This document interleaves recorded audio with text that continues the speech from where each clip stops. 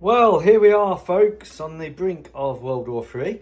I'm going to stay in the Whatif because it's safer than boots on the ground and planes in the air, which if it was the other way around would be quite alarming. Boots in the air, planes. Anyway, so here we are. We have the low-vis Malagasy Phrogs. Now, the Phrog has been in service with the Whatif Malagasy forces for quite some time, going back to the early 1960s, and obviously new airframes have been entered over the years to replace those lost through attrition and accidents and being shot down. The naval Phrogs have mainly been focused around the search and rescue and the supply role. And there is a third Phrog that I'm doing in this trilogy, which will be the high-vis initial 1960s Phrog. This one represents a sort of mid to late 1970s through to the 80s. And then this one relates or replicates the one which is still in Whatif service, which is the Supa Phrog.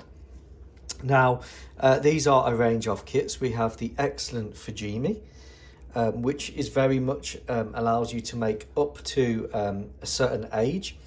And then we have the venerable Airfix, which I've added armour and loads of other stuff, and added a radar there, some sonar equipment, magnetic anomaly boom, and I've added the door gun positions, one on each side, with a 50 cal, and use some hobby boss spares there for the engine intakes. And these are from the man stuck in a ventilation shaft squadron. Now, the Malagasy squadrons, it's worth talking about them and the aircraft. Every aircraft in a squadron is given a letter, so L, A, B, C, D, up to 26. When the squadron goes beyond 26, which is like with the Cobra squadrons and such like, they add another letter in front, so you'd have, say, Echo Lima, and so on and so on. Before that, back in the olden days, the squadrons had numbers, and essentially they do have numbers now, but to confuse the enemy, they have pictures, and the squadron has a picture representing it. So each airframe is separate, and over time you may find that the O2 squadron, as it was in the 1980s, their L was a different airframe to the man stuck in a ventilation shaft squadron, L, if that makes any sense at all. The Sea Knight is one of the best helicopters, I think, for naval use, because the whole thing folds up really tight. So these are powered folding blades. They fold within the fuselage length, and all you have is the length of the fuselage and the width of the fuselage and height sticking out. You don't have anything other than that. So it's a really compact helicopter, which is perfect for naval use. These support the SH-60 BMs, the Seahawks on larger ships, and they can carry the radar, they can carry torpedoes, they can carry missiles, they can do dipping sonar, etc, etc. They've got forward-looking infrared turret there, searchlight, and they have a large winch on this side. They're fully fitted with countermeasures. There's the armour there from a hobby boss kit. Custom homemade armour on the tail there for the engine. And as you can see, Airfix had the Mad Riveter working for them. So back in the 1980s from the O2 squadron. Now, the Malagasys keep their squadron numbers under lock and key, but essentially this is the same squadron. So the O2s for the Navy, there might be an O2 squadron or 2 squadron for the Air Force, 2 squadron for the Army, and they're all differentiated now by pictures.